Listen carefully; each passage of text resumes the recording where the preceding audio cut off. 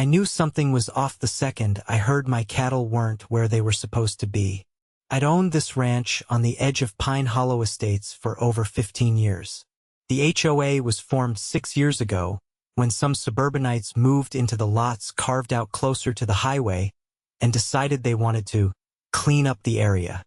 That's when I started having problems with a woman named Beverly. Beverly Jennings, HOA president, 50-something with a permanent scowl and a voice like a car alarm.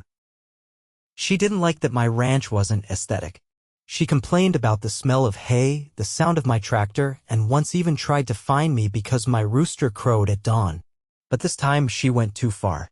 I was driving back from checking on a neighbor's fence when I noticed something strange.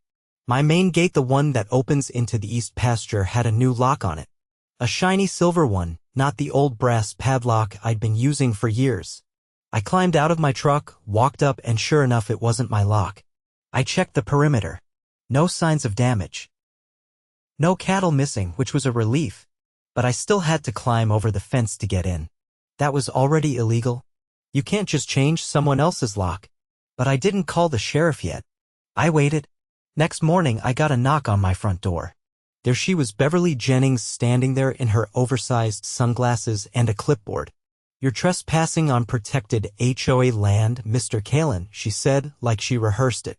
I leaned on the doorframe. "It's my pasture, Beverly." She sniffed. "The HOA voted to annex that section last month. It's a designated green space now." "You were notified." "No, I wasn't. I put the notice in your mailbox." "You mean the one you're not legally allowed to touch?" That stopped her for a moment, but not long. She shoved the clipboard toward me.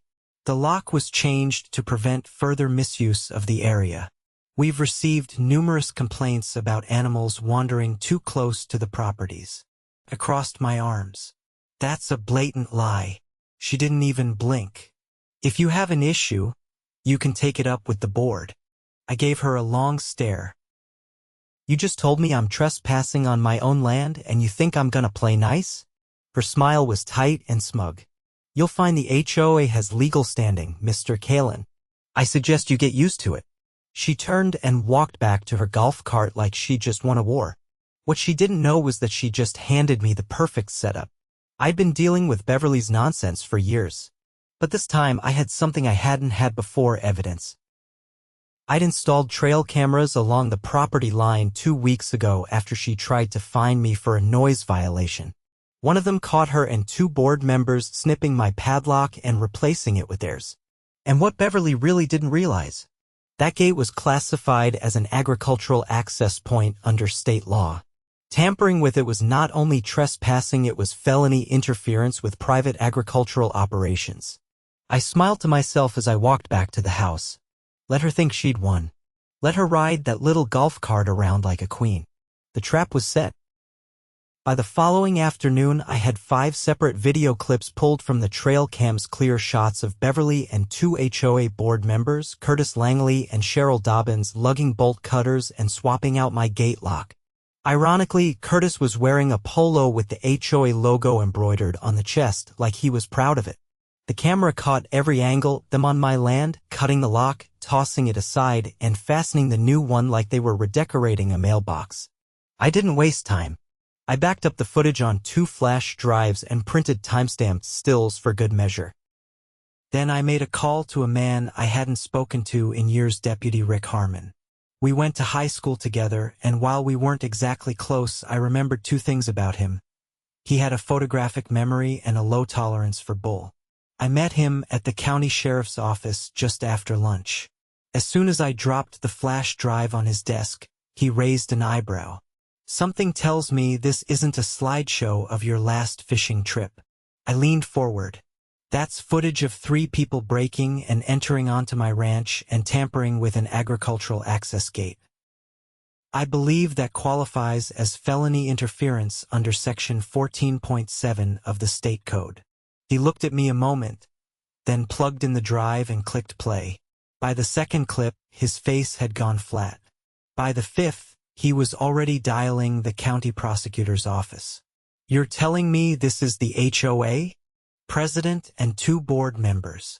He let out a low breath. They're gonna love this downtown. Within an hour, Rick had filed an incident report, attached the footage and stills, and forwarded the entire package to District Attorney Morales. By sundown, a warrant had been signed for the arrest of all 3 individuals. I didn't have to wait long. At 6:30 the next morning, a cruiser rolled into Pine Hollow Estates. I didn't see it myself, but I heard from my friend Patty, who runs the corner gas station, that Beverly was hauled out of her house while still wearing her house slippers. Curtis tried to argue, but the sheriff's deputy read the warrant aloud, and that shut him up. Cheryl apparently fainted on her front lawn. News traveled fast. By noon, neighbors were driving by slower than usual, windows down just enough to catch a word or two if I was outside. I kept to myself, fixing a fence post and letting the town chew on the gossip. Later that day, I got a call from a man who identified himself as David Kwan, Pine Hollow's newest homeowner. He'd bought a place near the western edge a few months back and had been quietly observing things. I heard what happened, he said, voice low and deliberate. You might be interested to know you're not the only one they've targeted. I met him at the diner that evening. David was sharp, former city planning attorney from Denver, recently retired and looking for quiet. He slid a folder across the table, filled with copies of HOA meeting minutes, budget summaries, and a few internal memos he'd gotten his hands on from a board member who'd since quit. This whole annexation thing? It wasn't just your property. They've been slowly redrawing boundaries on private parcels, hoping no one would push back before the paperwork was buried in bureaucracy. I flipped through page after page, maps with bold red lines creeping past legal boundaries. Fake community votes with identical handwriting across multiple sign-in sheets. And one memo that stood out like a flare in the dark. It was from Beverly, dated 3 weeks ago, addressed to Curtis and Cheryl. It read, "If we lock him out and claim adverse control, we can file for easement rights by summer. After that, we can repurpose the pasture as a nature corridor. No more cows, no more tractors." I stared at those words for a long time. This wasn't just about power. They were trying to steal my land under the pretense of beautification. David nodded. They were counting on you not fighting back. I took the folder home, made more copies, and dropped one off at the office of County Land Commissioner Althea Briggs the next morning. She reviewed the documents, her lips pressed into a thin line. "This is fraud," she said without a hint of doubt.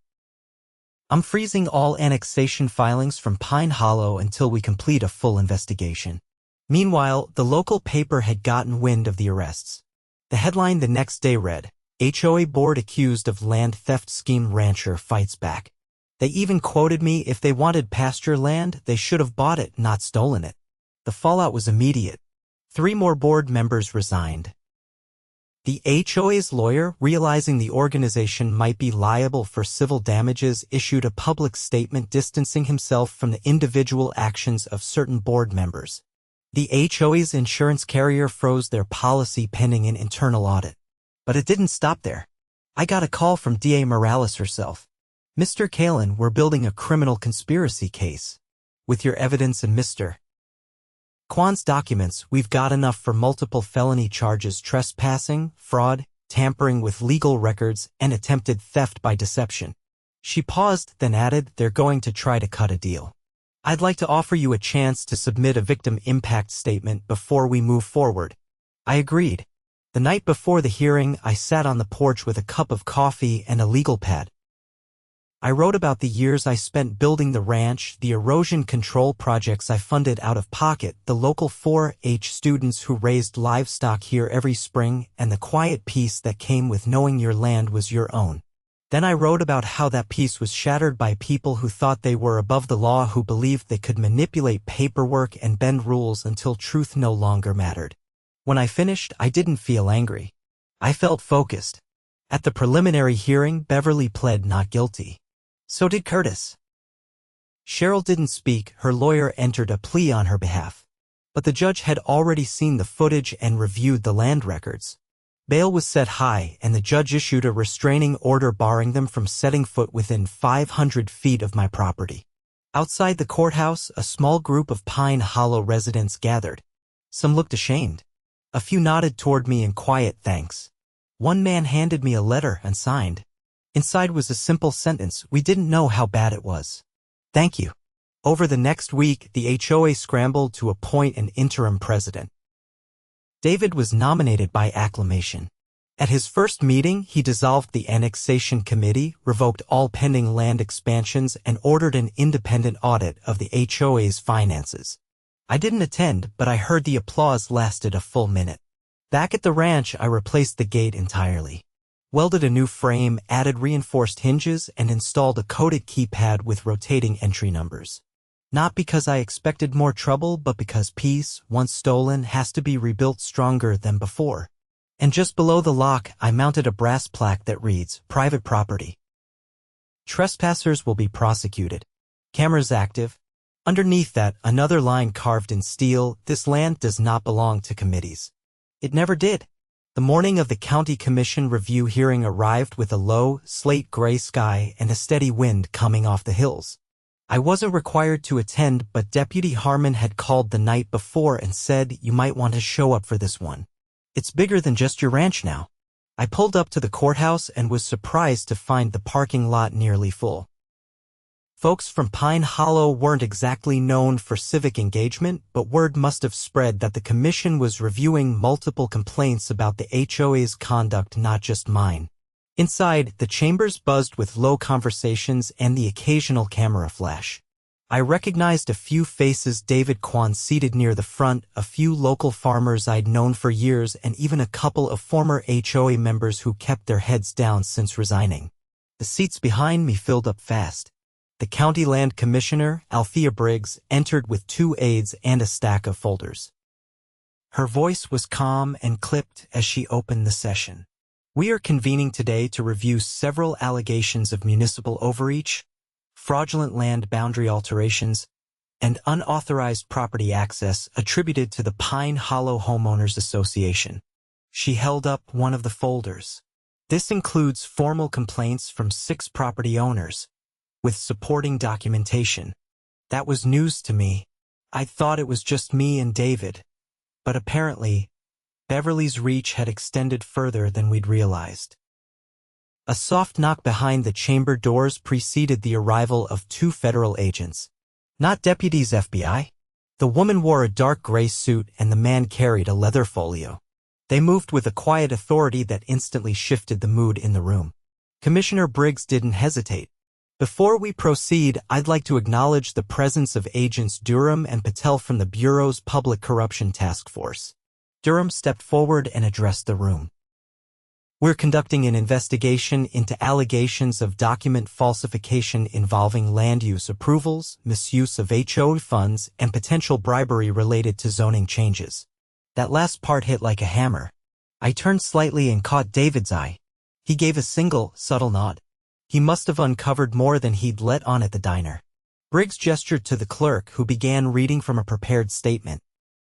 It detailed how the HOA had submitted altered land plats to the county assessor's office, changing property lines by as little as 20 feet in some cases, just enough to slip into an adjacent parcel bit by bit. And it wasn't only rural properties. One woman, a widow named Mrs. Halvorson, had allegedly approved a landscaping buffer on her own lot, except her signature had been forged. The real kicker was that the buffer conveniently allowed HOA maintenance crews to run a private drainage line through her rose garden. When the clerk finished, Briggs looked over her glasses. "Mr.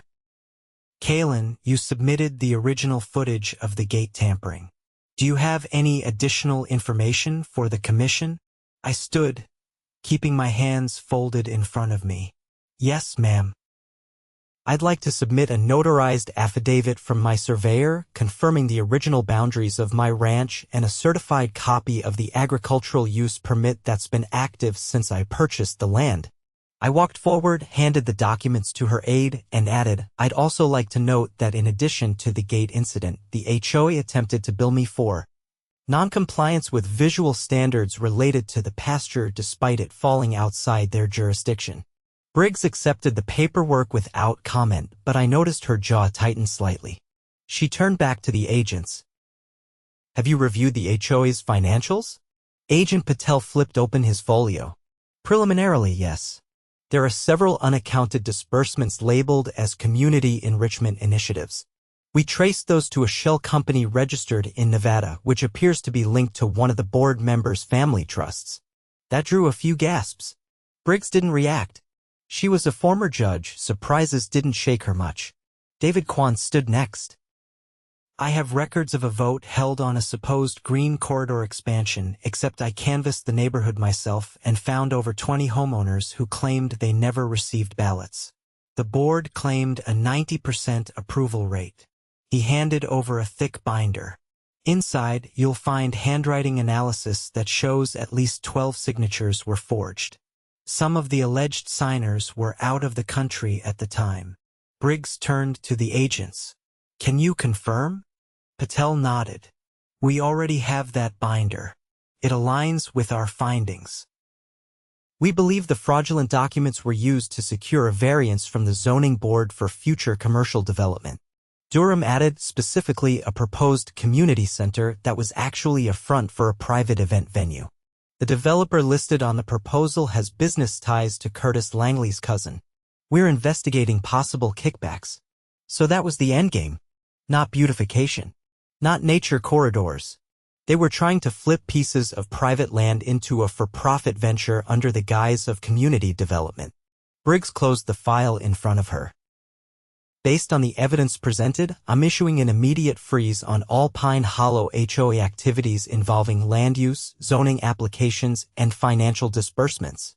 Furthermore, I'm recommending that the county refer this matter to the State Attorney General's Office for Criminal Prosecution. The room fell into a stunned silence. Then someone at the back, maybe a younger resident, let out a quiet "about time." Outside, reporters clustered near the courthouse steps. I ignored them and headed toward my truck. David caught up with me halfway to the lot. They're going to tear the whole thing down, he said, voice low but satisfied. They should, I said. They built it on lies. He opened his passenger door, then hesitated. You know, I used to think HOAs were just annoying. But this is organized theft. I nodded. And they thought no one would notice. Back at the ranch, the skies had cleared. I spent the rest of the afternoon walking the northern fence line, checking posts and making small repairs with my gloves and a pair of pliers. It felt good, real. Grounded. No meetings. No forged votes. Just cedar, wire, and earth. Around dusk, my neighbor Reuben drove up in his old Ford. He stepped out carrying a wooden crate filled with eggs and preserves. Just a thanks, he said, setting it down on my porch. For not letting Em take a yard more than they were due. I accepted it quietly. We didn't need to say much. Later that night, I received a certified letter from the county records office. It confirmed that my property boundaries were fully restored on the official maps, with a note that any future modifications would require direct owner consent and third-party verification.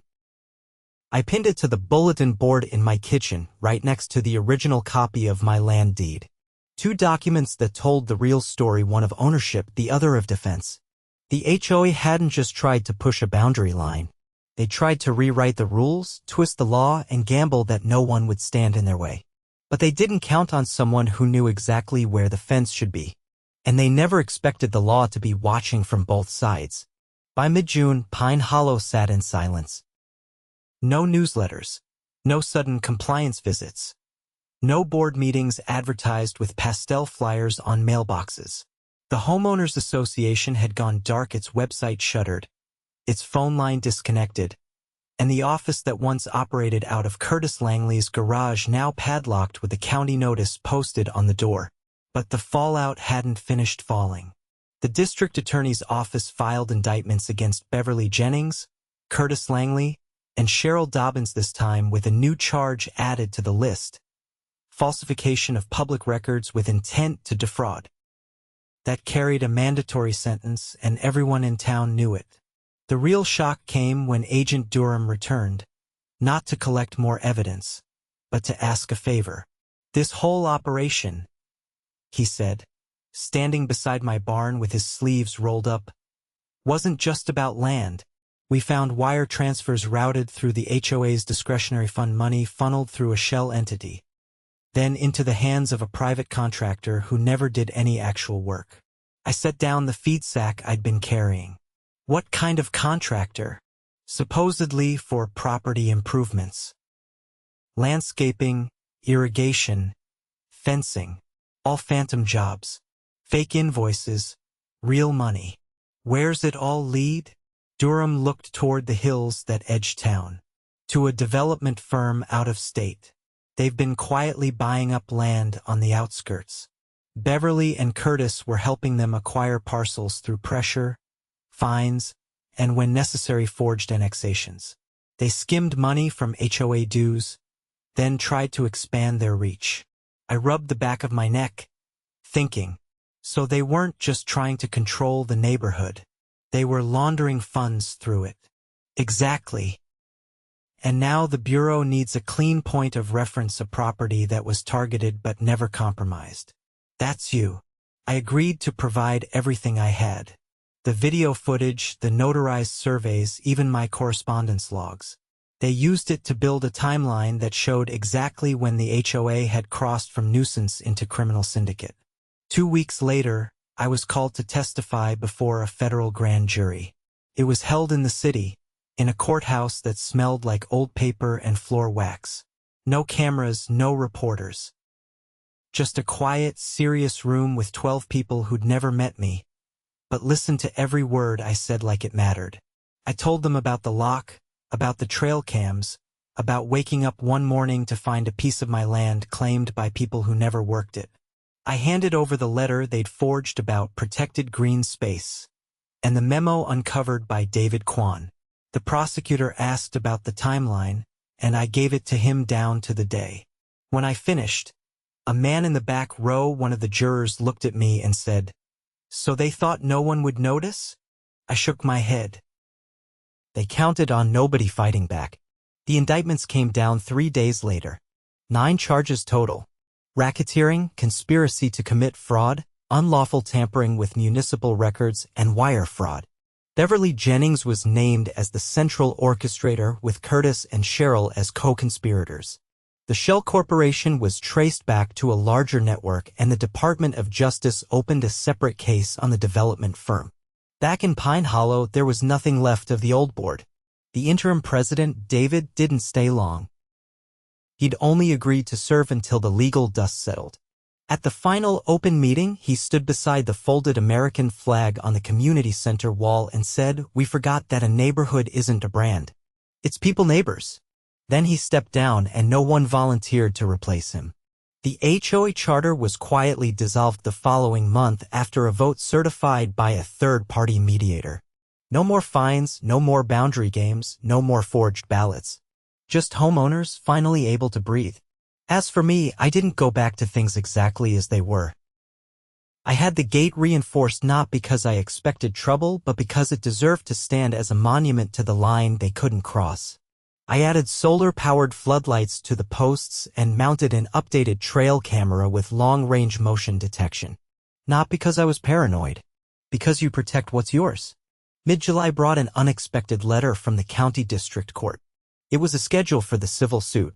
The state attorney's office had filed on behalf of affected homeowners, and I was listed as the lead plaintiff. The suit sought damages for trespass, fraud, and emotional distress. I didn't care about the money. I wanted the record clear and permanent. The hearing lasted 3 hours.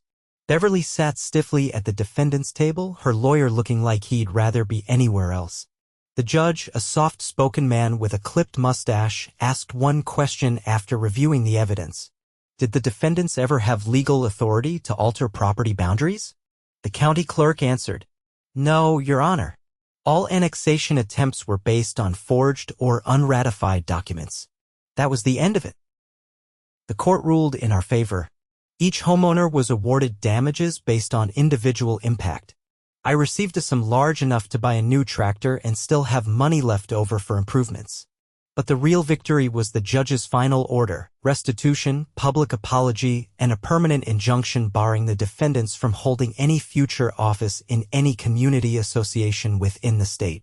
The apology came 2 weeks later, printed in the town paper beneath a grainy photo of the old HOA board. It was a single paragraph, carefully worded by their attorneys, but it began with the right sentence. We acknowledge that our actions violated the rights of private property owners and undermined the trust of the community. I clipped it, folded it, and slid it into a drawer beneath my land deed. By August, the pasture had never looked better. The grass came in thick after the spring rains, and the cattle were calm. The fence lines were strong. And the air had a different quiet to it, not the silence of tension, but the kind that settles in when the shouting stops and the land gets to breathe again. One morning, I found a note tacked to my gate. It was written in neat, block print. No name, just the message.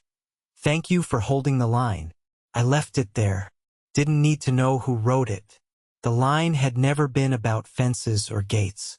It was about the place where someone stands and says, "No further." And when you hold that line long enough, others start to see it too.